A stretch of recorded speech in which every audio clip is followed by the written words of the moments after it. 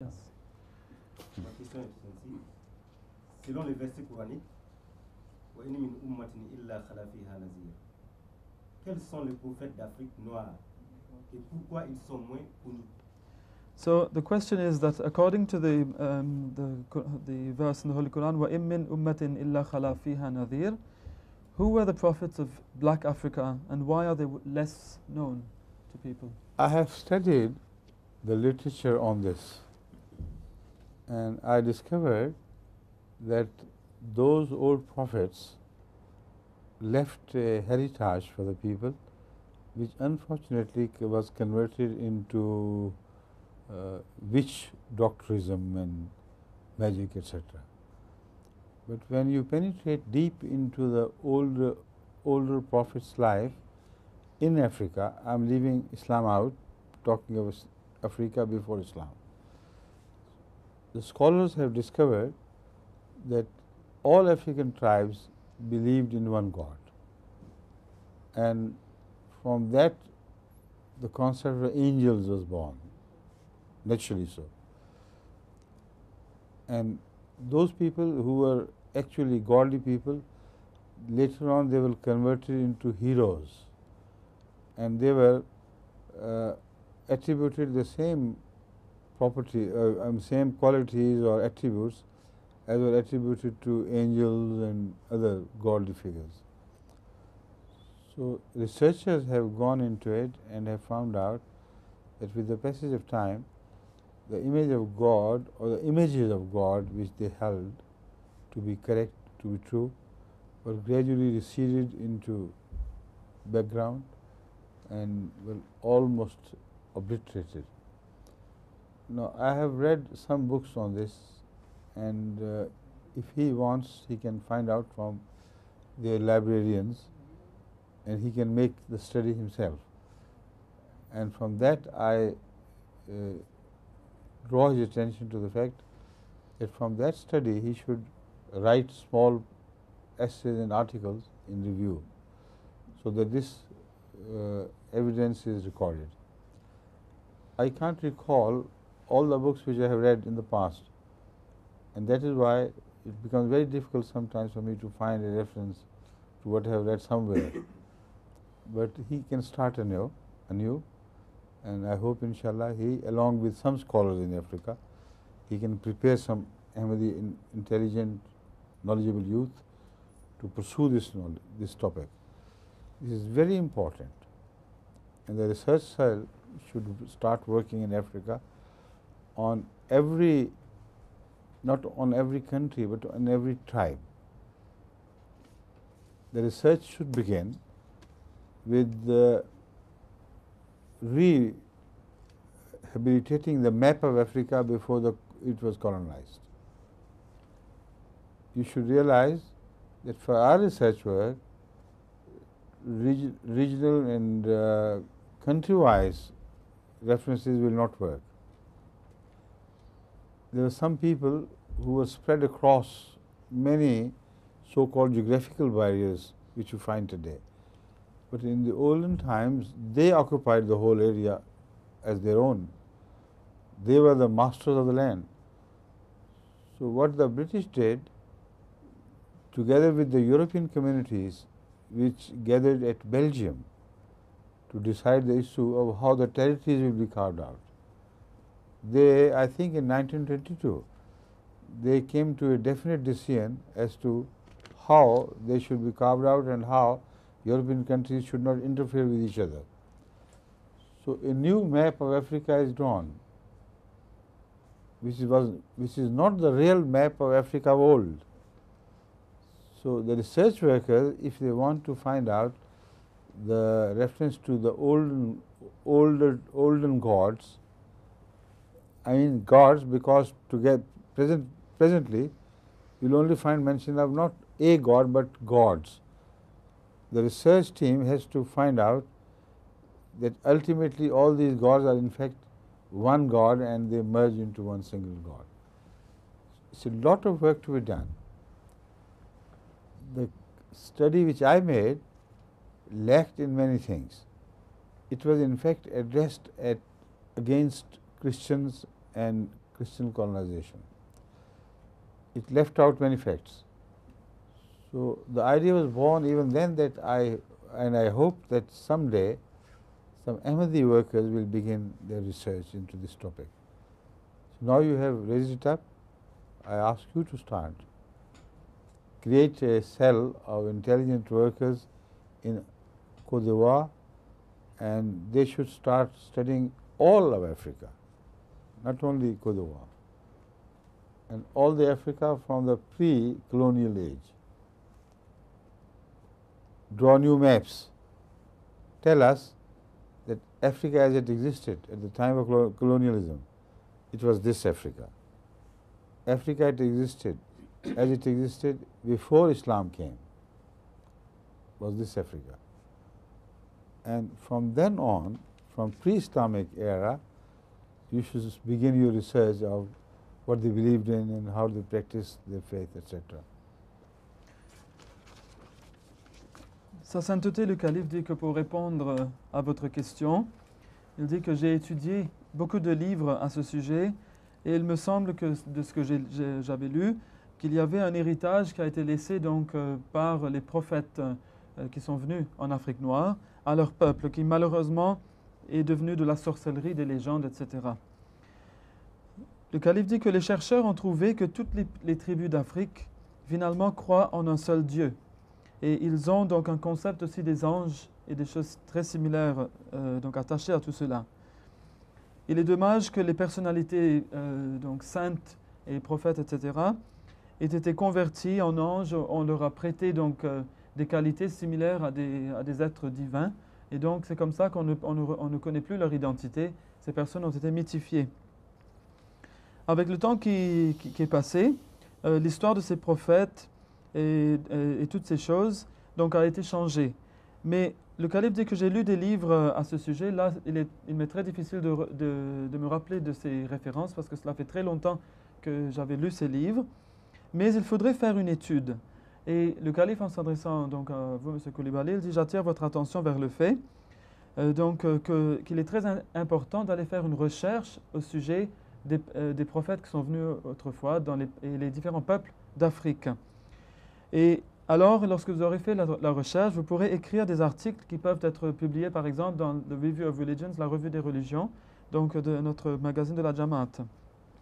Il dit qu'il est très important que vous formiez une cellule de recherche, que vous formiez des jeunes intelligents et que cette cellule, donc ils vont travailler dans la cellule de recherche et cette cellule doit œuvrer, doit travailler sur toute l'Afrique, pas seulement donc en Côte d'Ivoire, mais sur toute l'Afrique.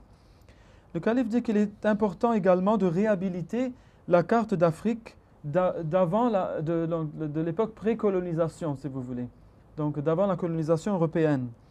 Car on sait que certains peuples ont été répartis sur de grandes surfaces en Afrique et ces terres leur appartenaient. Mais les Britanniques et d'autres communautés européennes sont venus ensemble en Belgique et le Calife dit, je pense que c'était en 1922, qu'ils avaient redessiné la carte d'Afrique. Ils avaient coupé donc les pays en morceaux et avaient refait la carte. Ce n'est pas la même que celle de l'Afrique donc d'autrefois. Donc il faut que cette cellule de recherche aille faire de la recherche chez tous les différents peuples d'Afrique et ils trouveront, ces chercheurs, qu'il y avait beaucoup de dieux donc, qui étaient apparus au cours des siècles, mais qu'il faudra essayer de remonter jusqu'au Dieu unique. Donc de voir dans toute cette mélasse donc, quelque chose donc, de vrai en tout cela. Les chrétiens ont fait de la recherche dans le passé et le Calife dit, j'ai lu leurs livres, mais bien sûr, ils sont des partis pris lorsqu'ils font de la recherche. Moi, j'espère que les Ahmadis maintenant vont reprendre le flambeau donc, de cette recherche. Il faudra donc qu'une cellule de travailleurs intelligents étudie toute l'Afrique et donc des personnes en Côte d'Ivoire, donc le Calife dit qu'ils lancent ce travail et qu'ils travaillent sur tout le continent africain et qu'ils remontent le temps, même jusqu'au temps pré-islamique, pour aller trouver l'histoire donc, de l'ancienne Afrique afin de réhabiliter cette carte Afrique d'antan. I am really obliged to him that he reminded me of this very important task, to prove the truth of the Holy Quran, and every little verse of the Quran, whichever way it points, is always right. To prove this, it's the responsibility of Ahmadiyya Jamaat today. And as such, there will have to be a very large team of researchers. It's not the task of a small team of one country. I would prefer them to get together here. All the African missionaries which are still here, he should remember to bring them together along with his missionary and tell him that the system should be devised whereby all Africa unites in this research. You see, the important thing is that the history of Africa should not be studied only with reference to the history of Africa as made or carved here in the West. They have their own specific interest. Their history, as they know it, may be different from the history written by some Muslim scholars of the time. When they came, they must have left a large heritage for us, which covers the history of different parts of Africa. When you come to the Moors and the conquest of Spain, the history as written by the periods may still be preserved partly in Spain or in other Arab countries, but that has to be studied. So the field extends and transcends African borders and runs into Arabia as well. So also the pre-Islamic history should be referred to wherever it is found. It will have to be collected. You see, it's not easy to recall all the history of the pre-Islamic world, particularly about Africa, particularly regarding Eastern regions. But some Muslim tourists who came to Africa, they might have collected some material which became sort of irrelevant to the students later on.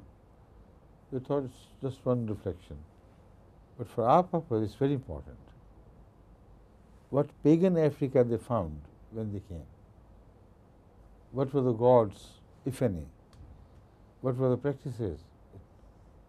And so on and so forth. So all this material has to be studied, and it's a matter of many years' work, concerted work which is carried out in all African countries, but it's collected. The outcome is collected somewhere, and it is studied from the point of view of collating the material. So inshallah, if they do it here now, I would love them to send whatever they researched into or whatever conclusions they drew from time to time to me. So I'll be able to cast a glance, like a flying glance over the territories. So inshallah, I'll be able to help them build the future research program. Inch'Allah. Sa sainteté le calife dit qu'il est très très reconnaissant envers vous de lui avoir rappelé cette tâche très importante de prouver encore une fois la véracité du Saint-Coran. Lorsque le Saint-Coran dit que tout peuple a reçu des avertisseurs, a reçu des messagers, eh bien, si nous devons prouver cela, ce n'est que les Ahmadis qui pourront se faire. C'est le travail qui revient aux Ahmadis. Le calife dit que, donc, j'aimerais que, dès maintenant que vous sachiez qu'il est vrai qu'il faut que cette information soit collectée dans un point quelque part en Afrique, mais que ce n'est pas un travail qu'un seul pays d'Afrique pourra faire. Il faudra que toute l'Afrique francophone dans l'Ahmadiyya participe à ce travail et qu'ils collaborent les uns avec les autres pour retrouver donc les données nécessaires à ce sujet. Et le calife dit que l'histoire, la véritable de l'Afrique, donc selon la perspective africaine même, est très différente de celle comme présentée par l'Occident d'aujourd'hui. Et le calife dit, il a illustré en présentant l'histoire des morts, par exemple, qu'on peut encore retrouver des fragments de cette histoire répartis en Espagne, donc une petite partie en Espagne, mais beaucoup aussi dans les pays arabes. Cela donc demandera une étude qui transcende les frontières donc de l'Espagne pour aller trouver ces choses aussi dans les pays arabes. De même, l'histoire de l'Afrique va certainement transcender les frontières, les bornes de l'Afrique. Et il faudra peut-être aller chercher chez ces visiteurs du passé, d'un très lointain passé, qui étaient venus visiter les différents pays d'Afrique et qui ont pris des notes de comment ils ont vu le peuple, quels étaient les dieux qu'ils adoraient, comment ils vivaient. Et tout cela a été mis au placard, pour ainsi dire. Personne n'a trouvé intéressant. Il faudra qu'on aille repêcher tout cela, car cela nous sera de grande utilité donc, pour connaître l'histoire du passé. Ce ne sera pas une chose facile que de remonter l'histoire de l'Afrique ancienne. Mais donc le témoignage de ces visiteurs va nous aider pour cela. Et cette recherche va prendre certainement plusieurs années, dit le calife. Et il faudra donc que toute cette information soit collectée, soit récoltée sur toute la surface de l'Afrique, mais que ça soit envoyé à un centre quelque part. Donc le calife dit que j'aimerais que maintenant, puisque vous êtes tous ici à Londres, que vous vous réunissiez avec vos missionnaires de vos différents pays et que vous lanciez ce travail, que vous fassiez un travail organisé. Et le calife dit alors, lorsque vous aurez lancé le travail de vos cellules de recherche chez vous, que vous m'envoyez constamment les découvertes que vous allez faire. Et alors moi, le calife dit, je vais planer de mon regard dessus et je pourrai vous guider et vous aider à avancer dans ce travail très important. Another very important thing which is related to this issue is archaeology of Africa. We must find some archaeological finds to help us draw the image of the olden days, the ancient times. We should remember one thing, that Africa has to be the oldest continent which gave birth to civilization. And this is what the African scholars themselves completely forget. The fact is that the first man that was ever born, or the first woman, which is Homo sapien, which is ever born, was born in Africa. And from then, according to the Holy Quran, humankind spread to all the countries of the world. It is impossible for us not to discover there the language, the olden language which was first granted to man to have its traces left in Africa. Relationship of African languages with Arabic. The older you go to the languages, closer should be the relationship. This is not to be confused with the influence of Arabic during post-Islamic period. The influence of Arabic in post-Islamic period is found in northern Africa mostly, but it started penetrating southwards. But I am talking of the Congo. Congo is not the country which received any Arab influence. So he happens to belong to that country. I mean, that area where he belongs. But both these together are French-speaking people. And their areas, his area is influenced by Islam, but his area is not. So a research work can be done in Congo as well. What are the old Congolese languages? I'm not talking of Congo after Belgium. Forget about that.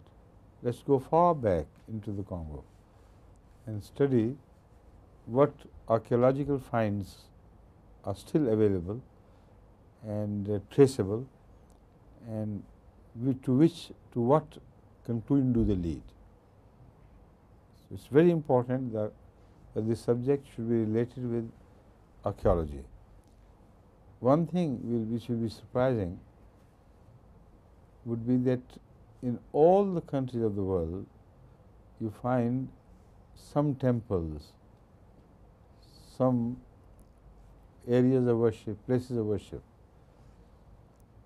But in pre-Islamic Africa you don't find any temples to have been built there which are handed down to us. The mosques began to be built with the building of the house of God at Mecca. So previously it's apparent that there were no temples built in the pre-Islamic civilization of Africa, and temples generally indicate idolatry. So the lack is good. The lack would lead to the same conclusion which I am drawing, that pre-Islamic Africa must have been Unitarian Africa. And what sort of worship they did has to be studied from their old pictures and images in the caves. Because as man emerged as Homo sapien, he began his life in caves. So the archaeology of caves is the one which I draw their attention to. It must be studied anew by Ahmadi scholars, and if there are any scholars in the universities, there would be many, they should take up archaeology, and with this purpose which I am telling, they should revisit the caves of Africa, oldest caves, and the drawings on the caves, and what sort of life they depict, and so on and so forth. Similarly, many other areas will come to be discovered, of which I can't think now because I don't have the whole data before me. But I'm thinking on the lines on which they can develop their research work, and Africa will not lag behind other countries when I mention them in my speeches in Jalsa, that they have done this research and that research. I hope from next year, African research should also be mentioned in my speeches. This can be possible if you have a meeting of all the Africans. He himself won't be able to do it. You can. You have this video played before all the Africans who are here now. They should listen to it themselves and then start organizing them, and let me know if you can finally have one center to organize, to look after everything. Inshallah, from then on we'll be able to look forward to the future.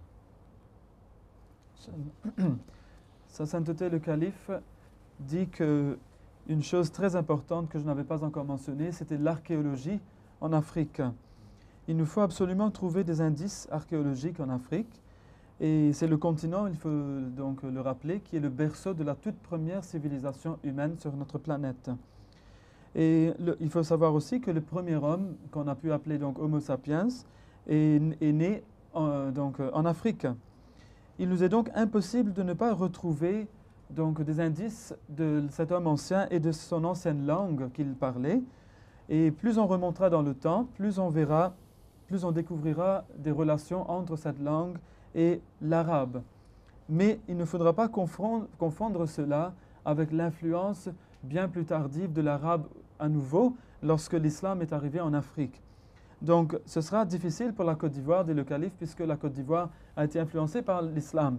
Donc l'arabe est venu par la suite, ce sera difficile de séparer cet arabe-là de l'arabe du passé. Mais pour la région du Congo, cela sera possible. Et le calife dit, je ne parle pas du Congo donc de l'époque belge, je parle du Congo d'il y a bien longtemps de cela, dans un passé très éloigné, un passé très lointain. Il faudra étudier les anciennes langues donc, du Congo, par exemple, de ces pays qui n'ont reçu aucune influence arabe récente, et essayer de donc remonter ces traces pour arriver à l'arabe ancienne, qui est la langue révélée. Il faudra faire tout cela en accord avec les découvertes archéologiques. Le calife dit que dans tous les pays du monde, on retrouve des temples où on a adoré Dieu d'une façon ou d'une autre. Mais on ne trouve rien de tel en Afrique. Et c'est ainsi que les premières mosquées que l'on retrouve en Afrique ont seulement commencé à apparaître après la construction de la maison d'Allah, de la Kaaba. Mais le calife dit cela est une bonne chose, car qui dit temple dit aussi idolâtrie. Donc comme nous pensons que les peuples anciens de l'Afrique, nous le pensons sincèrement, étaient des unicitaires, des unitariens qui croyaient dans l'unicité de Dieu, donc l'absence de temple indiquerait aussi ce fait. Donc il n'est pas mis des idoles dans un temple quelconque, donc c'est une bonne chose. Donc il faudra, dit le calife, j'attire votre attention donc vers l'étude des cavernes, parce que surtout ce sont les cavernes qui auraient été utilisées pour l'adoration de Dieu et où les gens auraient laissé des traces comme par exemple des peintures rupestres, etc. En étudiant ces choses, il sera possible de remonter la trace de l'histoire donc de l'Afrique. Le calife dit que j'aimerais qu'il y ait des universitaires qui se dédient donc à cette tâche, qui se dévouent à cette tâche d'apprendre l'archéologie et de l'appliquer en Afrique et de bien revoir toutes ces cavernes, de revoir toute leur histoire et ainsi de retrouver l'histoire de l'Afrique ancienne. Donc Sa Sainteté le Calife a aussi mentionné qu'Inch'Allah, j'espère que ce travail va être lancé maintenant et il a chargé M. l'imam Rachid Saheb de vous repasser cette vidéo plus tard et ainsi vous pourrez donc vous asseoir ensemble et trouver un plan pour lancer ce travail de recherche et ainsi, dit le Calife, Inch'Allah, l'année prochaine dans mon discours donc dans la Jalsa, je ne vais pas mentionner seulement la recherche qui a été faite en Occident, mais je mentionnerai aussi la recherche qui a été faite en Afrique par les Africains. Inch'Allah. There is also an apology to be made.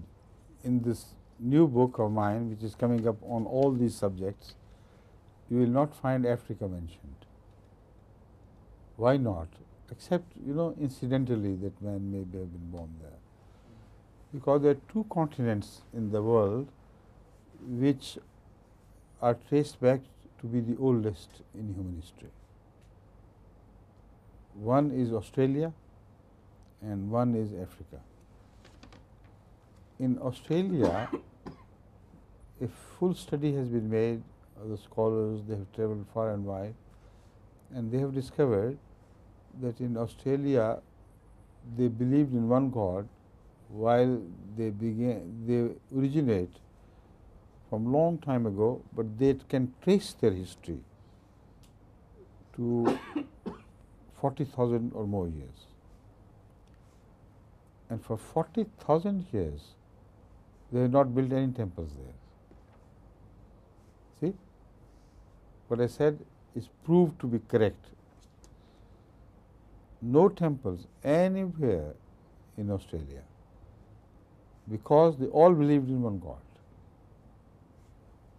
All the tribes of Australia, right from the beginning of time, have believed in one God while they spoke different languages, they belonged to different territories, they never communicated with each other. But their belief in unity was firm and unshakable. This has been discovered by the Western scholars who research into their life, etc., etc. But this was left unattended in Africa. In Africa, because they have been referring to it as dark continent,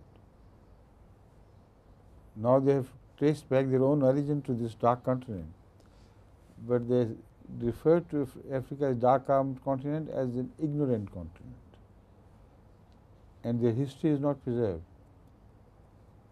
But one thing which is of common nature and which is very important is that if sociologists' view of the development of religion is correct, in Africa it can be proved to be wrong. In Australia, it can be definitely proved to be wrong. It can also be proved to be wrong in Africa by the absence of temples. And that is the point which I drew your attention to.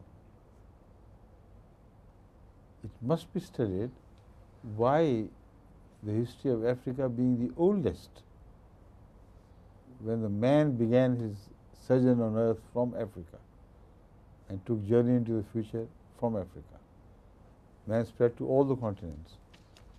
Why was not any archaeological proof of their religions prior to the known history of African religions? The scholar will tell you that they believe in this God and magic and this and that, and the magic is again the common factor binding Africa with Australia. There I can have proved that magic began to be understood as something which they could not understand. Some natural factors we simply could not understand. They used to refer to it as magic. But in Africa, how was magic born, and why did not religion develop like the sociologists want us to believe? in Africa itself. So they're very interesting offshoots of the research, which I'm interested in, but I can't find time to research. So I hope this team will be broadened into all these areas. Hundreds of Africans, if not thousands, and the youth from all the African countries who are educated, who are studying in colleges, universities, they should take it up and from time to time refer to me all the research finds. Sa Sainteté le Calife dit que je dois m'excuser d'une chose, c'est que le livre dont j'avais parlé pendant la conférence, mon livre qui va paraître bientôt, ne contient que très peu de mentions d'Afrique.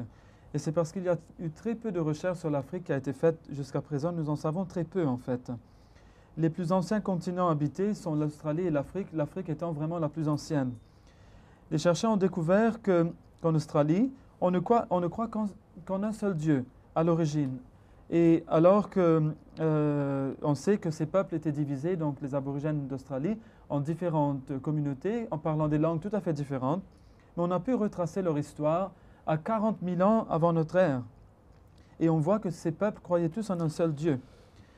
Les chercheurs ne se sont pas adressés à l'Afrique. Ils ont toujours continué à dire que c'est le continent sombre, le continent de l'ignorance, même si à présent ils ont retracé leur propre origine, donc les Occidentaux ont retracé leur origine à l'Afrique. Donc le calife dit qu'on peut prouver que cette ignorance qui est accouplée avec l'idolâtrie, parce que l'idolâtrie c'est de l'ignorance, est tout à fait fausse. Elle n'a pas existé dans le passé de l'Afrique, tout comme en Australie. Et on peut prouver ce fait que tout comme en Australie, il n'y a pas de temple en Afrique. Il n'y a pas un seul temple qui a été retrouvé en Australie jusqu'à ce jour. Donc l'histoire de l'Australie et de l'Afrique sont similaires dans ce sens. Et donc cela prouve, encore une fois, dit le calife, que tout comme l'Australie, les peuples de l'Australie, les peuples d'Afrique étaient unicitaires dans leur religion. Le calife dit que l'Afrique, c'est vraiment le continent le plus ancien. L'homme est sorti de l'Afrique et a voyagé vers tous les continents du monde. Les spécialistes vont nous dire que dans l'Afrique, il n'y a jamais eu de concept d'un seul Dieu unique, d'une religion organisée. Il n'y a eu que toutes sortes de dieux, etc. Et on vous dit qu'ils n'ont connu que la magie. Mais le calife dit encore une fois un fait très intéressant. La magie lie encore une fois l'Afrique et l'Australie. Car les deux peuples pratiquent la magie de nos jours. Donc le calife dit, vous pouvez voir qu'il y a des branches qui vont sortir de cette recherche, qui vont s'étendre dans différentes régions du monde. Et c'est très intéressant. Le calife dit, je suis très intéressé personnellement. Et il faut absolument que cette recherche soit faite. Le calife dit que je veux qu'il y ait des centaines, voire des milliers de jeunes éduqués, des universitaires, des gens qui ont fait de l'éducation poussée en Afrique, qui se lancent dans ce travail et que régulièrement ils m'envoient les résultats de leur travail, les découvertes qu'ils ont fait dans ce sens. The last thing which I want to remind you is that you are somehow forgetting that Egypt is Africa. Because of Arab influence and Islam's influence, Egypt is now considered to be a part of Arabia, which it is not. Egypt is Africa, and the history of prophethood in Egypt can be well traced, and it is well recorded. It is said that Moses was a black man. Many English scholars or European scholars who make films on Moses, they present him as a black man. What was he? And did he belong to the black Africa or not? If he did, then his sign of the white hand becomes all the more pronounced and prominent. He put a black hand into his chest and it was shining white. So they are very interesting areas of study, and do not forget that in Africa most certainly we have recorded history of prophethood in Egypt. So your concept of there being no prophets in Africa is definitely wrong, but it should be proved more with reference to other countries of Africa. Sa sainteté nous dit aussi qu'il y a une dernière chose que je voudrais vous rappeler, c'est qu'il ne faut pas oublier que l'Égypte, c'est aussi l'Afrique. On a tendance de nos jours à confondre l'Égypte avec l'Arabie. parce qu'il y a eu beaucoup d'influences donc arabes en Égypte. Mais l'Égypte, toutefois, est certainement une partie de l'Afrique. Et l'Égypte a l'avantage de posséder une histoire bien enregistrée, donc une histoire qui a été bien préservée. On dit par exemple, certains chercheurs occidentaux d'ailleurs disent que Moïse était un homme noir et qu'il appartenait à l'Afrique noire. Mais qu'il appartenait ou pas, on pourrait se demander par exemple que ce signe de la main qu'il met dans sa chemise, sur son aisselle, quand elle ressort blanche et resplendissante. Peut-être que ce signe est encore plus prononcé par le fait qu'il était un homme noir. Donc ce sont des choses très intéressantes, des indices qu'il nous faut donc suivre et essayer de trouver. Mais en tout cas, cette recherche ne pourra que prouver que le concept du manque de prophètes en Afrique noire est faux et qu'il y a certainement eu des prophètes qui ont visité l'Afrique noire. With that, I hope I have given you enough task, to follow and to pursue. And no time for your question, I'm sorry. We'll meet again, inshallah. And Allah bless you all. And I take leave of you. Assalamu alaikum wa rahmatullah. Wa alaikum salam wa This rahmatullahi wa meeting with them has been very useful because of this. barakatuh. Okay? Assalamu alaikum. Wa alaikum salam.